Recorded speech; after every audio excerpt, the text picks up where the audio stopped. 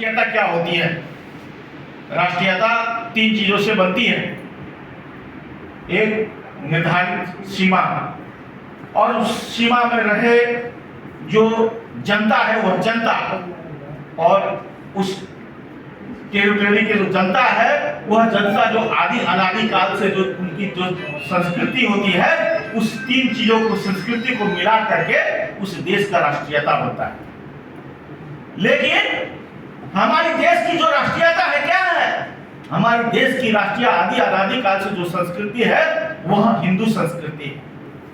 यही है हिंदू जो संस्कृति है, नेपाल की राष्ट्रीयता है। लेकिन राजाओं ने क्या किया जानते हैं? राजाओं ने क्या किया कि भारत से अपने आप को अलग दिखाने के लिए इस देश के 3 करोड़ जो जनता का जो संस्कृति है, हिंदू संस्कृति, उसको राष्ट्रीयता के रूप में इस देश में परिभाषित नहीं किया। क्या किया? हिंदू संस्कृति को सिर्फ पशुपति में और कर्मकांड से जोड़ दिया, पशुपति में घंटी डोलाने से जोड़ दिया, और राष्ट्रीयता क्या बना दिया? एक इस देश में विभिन्न संस्कृति है, सरकार भी स्वीकारता है कि विविधता में बांटिए को देशों। पूर्व में जाएंगे, पूर्व के पहाड़ में तो जनजाति संस्कृति मिलेगा, जनजाति खान पान मिलेगा, जनजाति भाषा मिलेगा, जनजाति लिपि मिलेगा।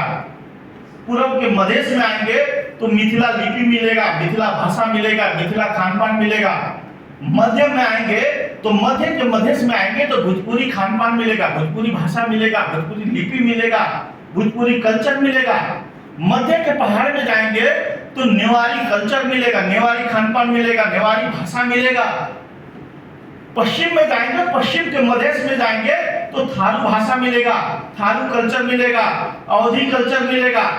पश्चिम के पहाड़ में जाएंगे तो खस भाषा मिलेगा, खस खान पान मिलेगा, खस कल्चर मिलेगा। लेकिन राजा ने क्या किया? इन सभी विविधता में जो बटा हुआ है, इस समाज को जोड़ता जो कोई है तो वह सूत्र है, जोड़ने का जो सूत्र है हिंदू संस्कृति है। क्योंकि जो पूर्व में जो जनजाति समाज है वह भी होली मनाता है, वह जो दीपावली मनाता है, वह जो टीका लगाता है, वह जो हिंदू संस्कार करता है, वही संस्कार पूर्व के मैथिल समाज भी मनाता है, वही संस्कार जो है मध्य का भोजपुरी समाज भी मनाता है, नेवारी समाज भी मनाता है, पश्चिम का थारू समाज भी मनाता है, और वही जो संस्कार है वह संस्कार जो है पश्चिम का खस समाज भी मनाता है। इस देश को जोड़ने वाला जो कल्चर है, जो संस्कृति है, जो 3 करोड़ जनता एक्सेप्ट करता है, स्वीकारता है, राजाओं ने क्या किया? इसको राष्ट्रीयता के रूप में इस देश के संविधान से स्थापित नहीं किया। क्या किया? एक संस्कृति जो खस समुदाय की संस्कृति थी, उसको नेपाली के नाम पर पूरे देश में सत्ता के बल पर ला डाला, जिसके कारण से आज गणतंत्र आने के बाद कहीं पर जनजातीय आंदोलन हो रहा है अपने पहचान के लिए, कहीं पर मधेसी आंदोलन हो रहा है, कहीं पर थारू आंदोलन हो रहा है, कहीं पर खस आंदोलन हो रहा है, कहीं पर लिम्बुआन आंदोलन हो रहा है। और आज इस देश की राष्ट्रीयता और ये देश जो है, इस देश की एकता कमजोर हो रही है। आज हम लोगों को उस गलती को स्वीकारना पड़ेगा, और उस गलती को सच्याने के लिए इस देश को संघीय हिंदू गणतंत्र, जो इस देश की असली राष्ट्रीयता है, जो 3 करोड़ जनता स्वीकारता है, उस राष्ट्रीयता को इस देश में फिर से स्थापित करना पड़ेगा। और एक समुदाय के पहचान को दूसरा समुदाय क्यों स्वीकार करेगा भाई? नहीं स्वीकार करेगा।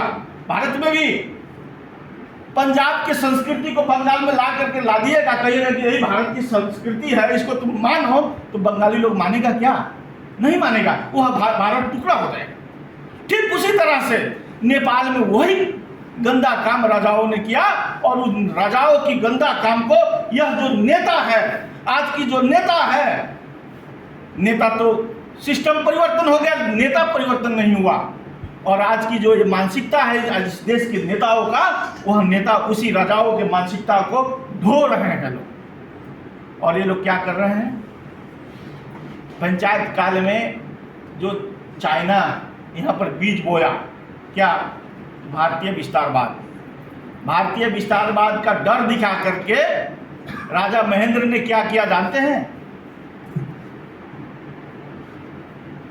हिमालय से 30 किलोमीटर उधर उत्तर टिगली नदी आज भी है तिब्बत में, नेपाल वहां तक था। बीपी जी प्रधानमंत्री बने, चाइना भ्रमण हुआ बीपी जी का, और माओ सेतुंग चाइना के राष्ट्रपति थे। माओ सेतुंग प्रस्ताव करते हैं कि आपके ये 30 किलोमीटर की जो टेरिटोरी है आपके काम के लायक नहीं है, यहाँ पर आपका धंधा नहीं करता, ये भूमि हमको दे दीजिए। लगभग गरीब उनका बीपी जी का मन डोल गया था सत्ता टिकाने के, चलो इतना समझौता कर लेते हैं। लेकिन उनके साथ उस मीटिंग में गणेश मान जी भी थे। गणेश मान जी रोके है ना, यो तो राष्ट्रद्रोही काम है, करना हो ना, हम यहाँ खड़े को। फिर दूसरे रोज प्लेट पकड़ करके ये लोग दोनों लोग आए। उसके बाद राजा महेंद्र से चाइना डील करता है, कहता है हम आपको फिर से सत्ता में वापस करा देंगे, आप जो है ये टेरिटोरी दे दीजिए। राजा महेंद्र ने बीपी को अवध्वस्त करते हैं और चाइनीज को त्रिपुरेश्वर में बुला करके त्रिपुरेश्वर संधि करते हैं और वो 30 किलोमीटर की भूभाग चाइना को हस्तांतरण करते हैं। और नेपाल की टेरिटोरी कहां तक आती है? हिमालय तक आती है। आज उस त्रिपुरेश्वर समझौता के आधार पर चाइनीज जो है, पूरा दुनिया को मालूम है ना कि सगरमाथा किसका है। पूरा दुनिया को मालूम है कि सगरमाथा नेपाल का है और सगरमाथा नेपाल का गौरव है। हम लोग बोलते हैं ना बड़ा गौरव के साथ, लेकिन आप लोगों को मालूम होना चाहिए कि सगरमाथा का आधा हिस्सा जो उसका चुचुरो है, उससे आधा हिस्सा उत्तर के तरफ चाइना ने आज के डेट में कब्जा करके रखा है। आप लोगों को शायद जानकारी नहीं है। चाइनीज का बेस कैंप है, सेना है वहां पर बैठा, उसका 5G टावर लगा हुआ है। और ये खोखला राष्ट्रवादी लोग हम लोगों को सिखाते हैं भारतीय विस्तारवाद हो गया और ये मधेसी सब भारत के पक्षधर हैं और इन पर गोली ठोको गोली चलाओ। ये क्यों करते हैं? ये इसलिए करते हैं कि भारत का डर दिखा करके इस देश को तिब्बत बनाया जा सके। कैसे तिब्बत बनाया जा सके?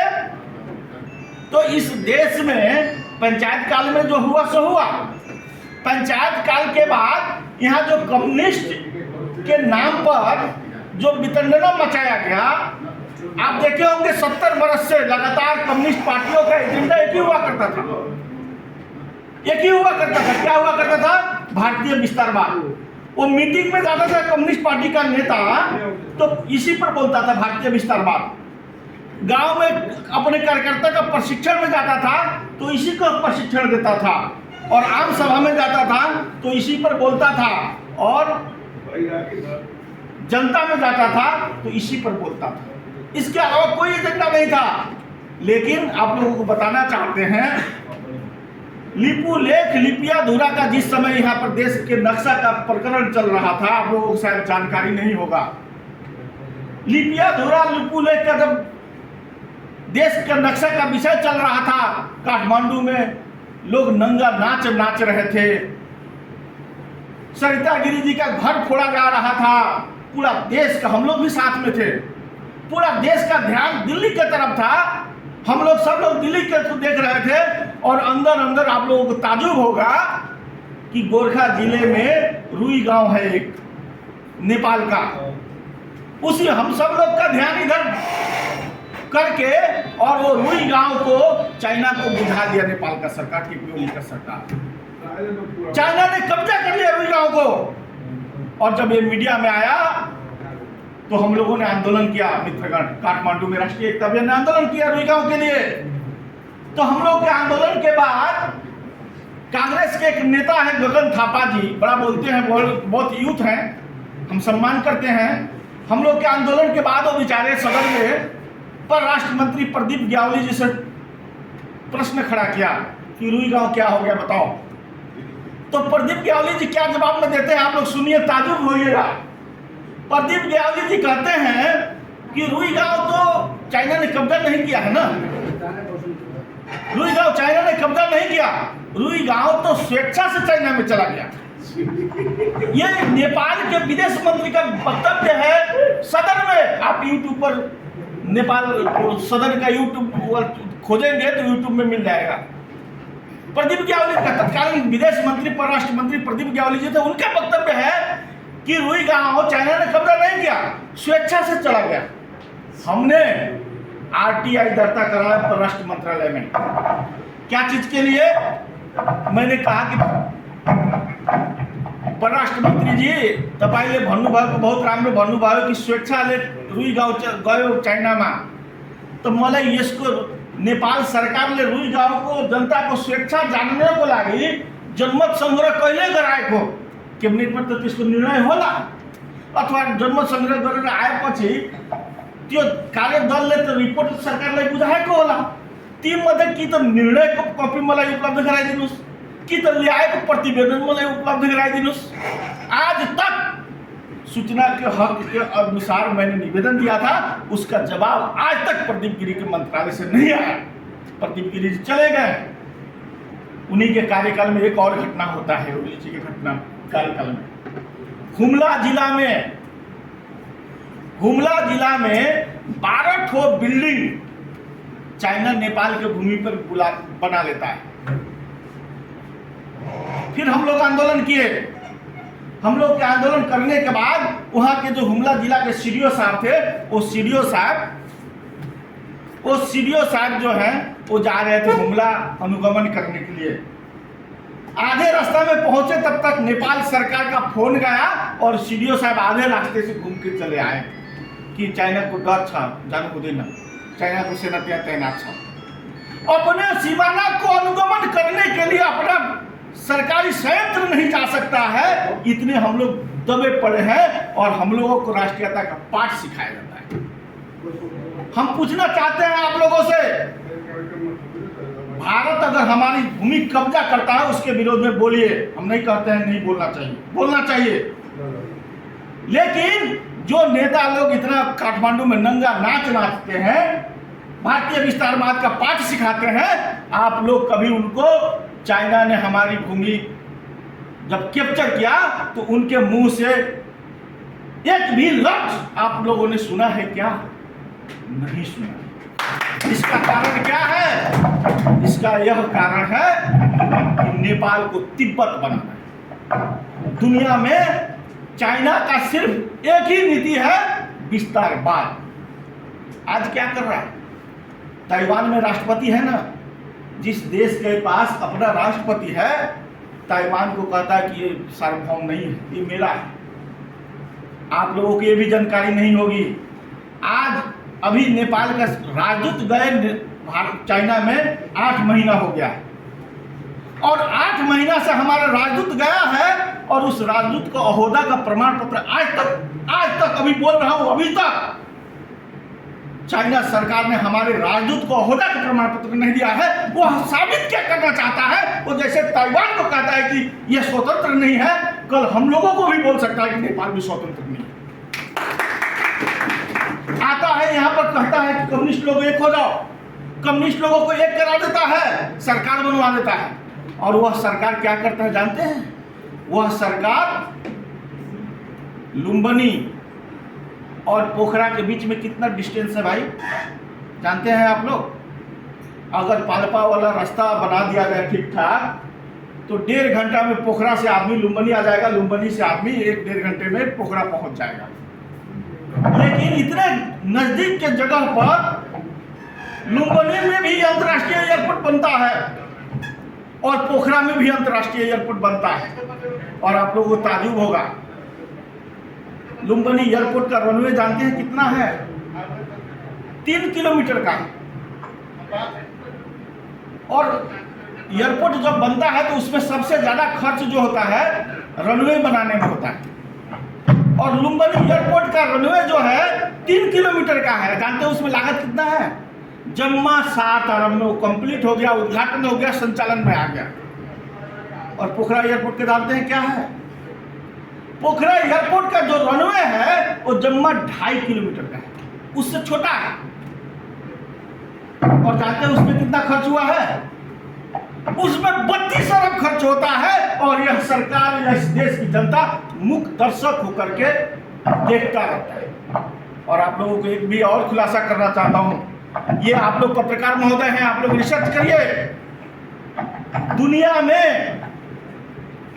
दुनिया में जो है सैनिक एयरपोर्ट के अलावा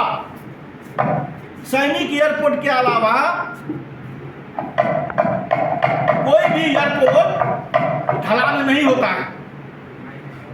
एयरपोर्ट का जो रनवे होता है, सैनिक एयरपोर्ट के अलावा ढलान नहीं होता है, सब पिच होता है। आप काठमांडू हमारे जो एयरपोर्ट है, इंटरनेशनल एयरपोर्ट, उसको देखिए, ढलान नहीं है, पिच है।